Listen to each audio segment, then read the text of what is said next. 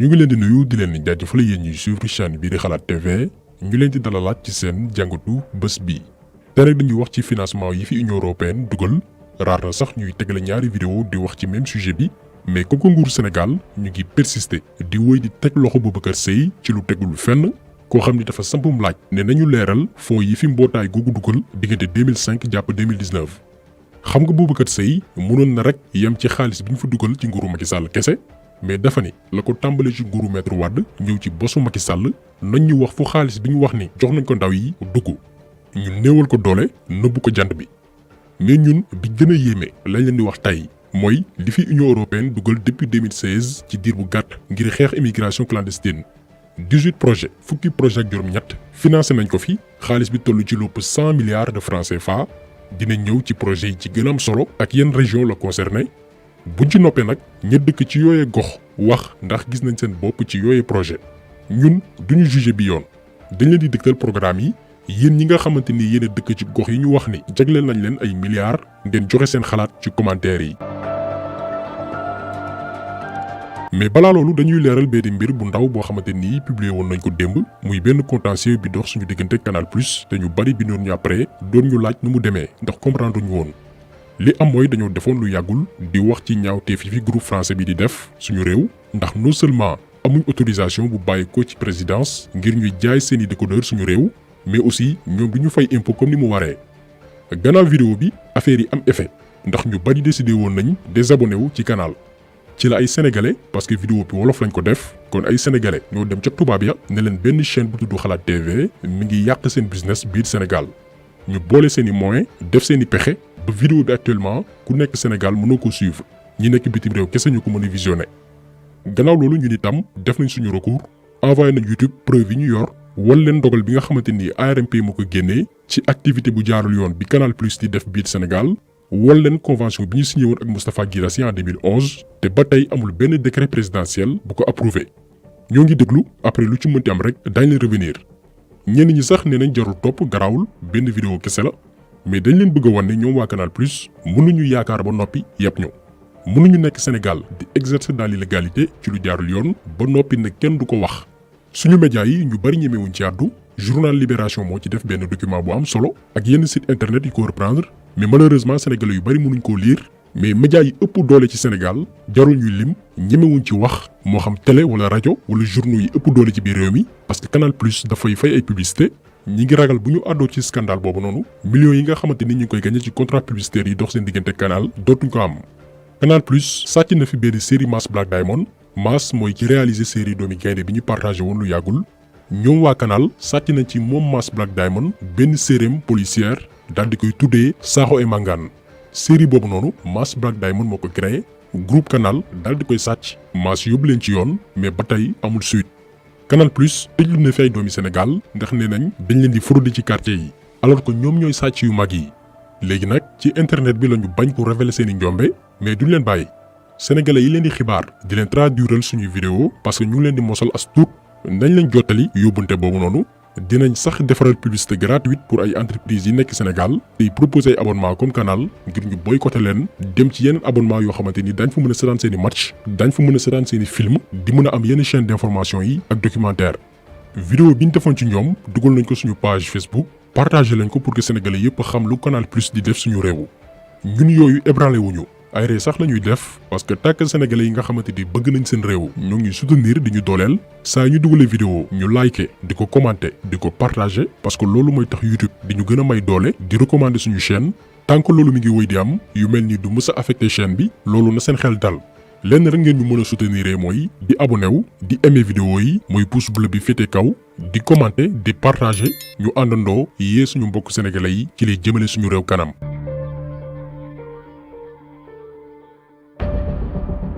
ñu ñëw nag directement ci fonds yi fi Union européenne dugal depuis 2016 ngir xeex immigration clandestine li ngeen di gis nii yëpp mooy liste 18 projets yi fi mbootaayu dëkk européens yi dugal depuis 5 ans.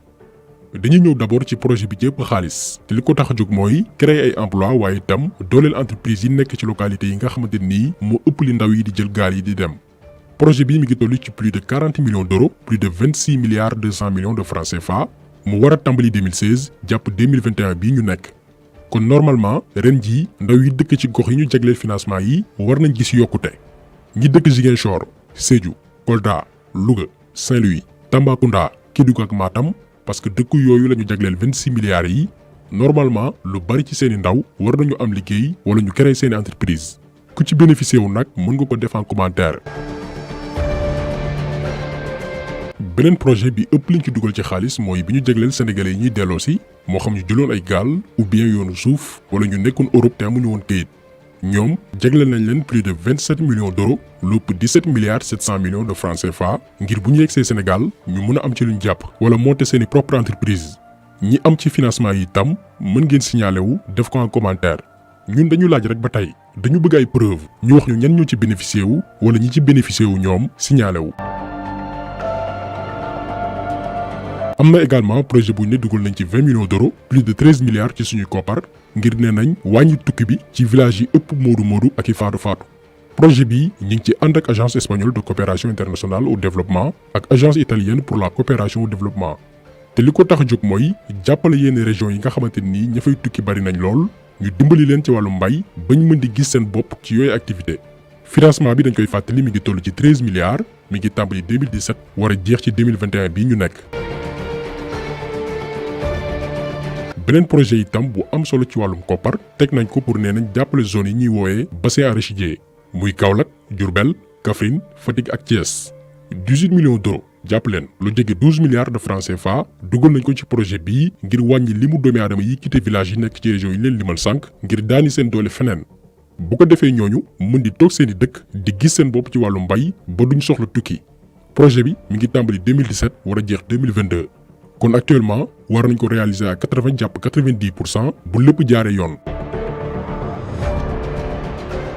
projet wu 14 millions d'euros plus de 9 milliards teg nañ ko fi itam pour la ko tàmbalee 2019 jàpp 2022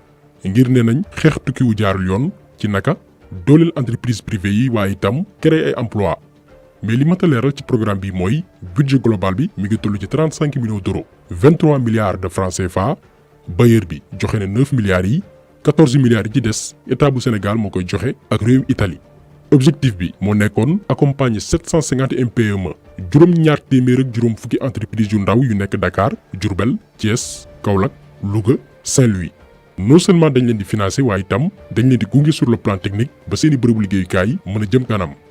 mais projet bi yamu ci dafa ne aussi 1200 jeunes junneeg ñaari téeméeri ndaw daañu leen jox ay bourse de stage waaye tamit téeméer yoo jël ci financement global projet bi 20% yi ci xaalis bi ñu ci dugal moodu yi nekk Italie te investir Sénégal lañ koy jagleel comme ni ñu koy waxee rek ku ci bénéficier wu defal commentaire.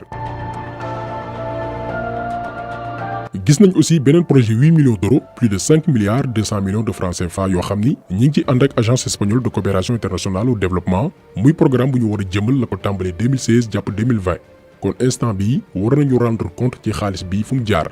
ndax amal na njariñ département bu Podor Ranérou Matam ak Kanel ndax dëkk yooyu lañ wax ni fa la ñu dugal xaalis bi ngir ñongal dund ña fay yeewoo ba seeni doom duñu xalaat jël yoon wu baaxul bi ngir dem bitim réew projet bi jeex na depuis décembre 2020 kon nañu rendre compte comme ni ko Boubacar Seye doon sàkkoo